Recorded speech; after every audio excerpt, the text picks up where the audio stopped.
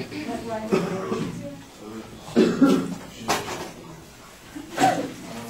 the policy we're going to be discussing today is raising the driving age from 16 to 18. I have 3 supporting claims to this policy.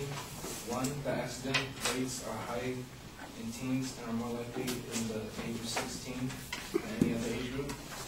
2, the current policy is poorly enforced, and the current policy also leads to inexperience in most drivers.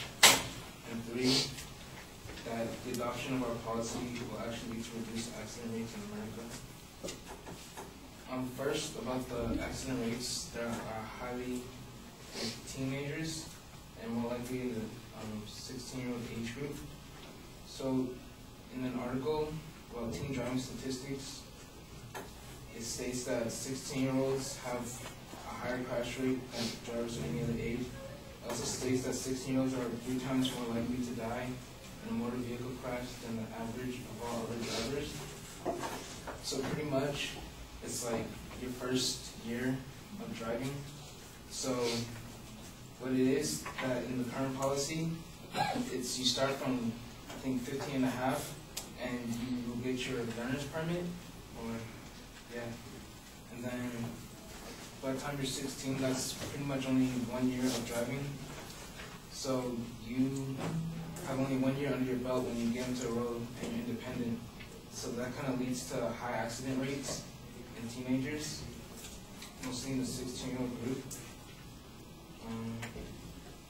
It also says that, that the law is poorly enforced. Like, as a driver, when I was 16, I'd always have like my friends in the car, and we drive everywhere. But the law says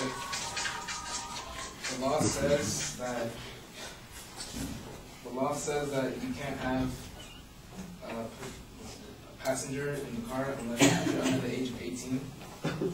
So pretty much you're breaking the law, and at the same time, in an article that is titled 16 Too Young to Drive in USA Today, it states that 40% of 16-year-old drivers involved in deadly single vehicle crashes had 1 or more teen passengers. Teens' risk of dying nearly doubles with the addition of 1 male passenger. So you're pretty much increasing your risk of dying and getting into a car crash, as well as breaking the law, because teens are more prone to distraction while driving by themselves rather than with a parent.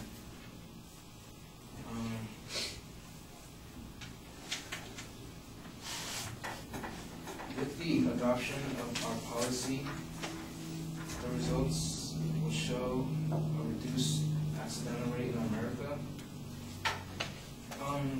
Mostly this it'll happen because of parents will have more time to get involved with the student, with the driver, the teenage driver, and also more years under the belt. So say you can start at 15 and a half with your permit, then you get pretty much 3 years to drive, 3 years of practice driving. Then by the time you're 18, you're pretty much an expert, and it's really not much you have to do. It says that in an article released by the National Highway Traffic Safety Administration on teenage drivers, that parents should try to implement a parent-teen driving contract after the teen has been driving for several years. So the teen will have restrictions before they can start driving independently. But most teens are very resistant to this policy implemented by parents, and they will only accept it after their first accident or ticket. So it's like by the time they actually want to do it, it's too late. So it's better to start young than later. The policy that we are trying to support also has results. For example, in New Jersey, telling New Jersey, which has long barred 16-year-olds from having unrestricted driver's licenses for years, has had one of the lowest teen fatality rates in the USA. So less accidents when teens get their license at 18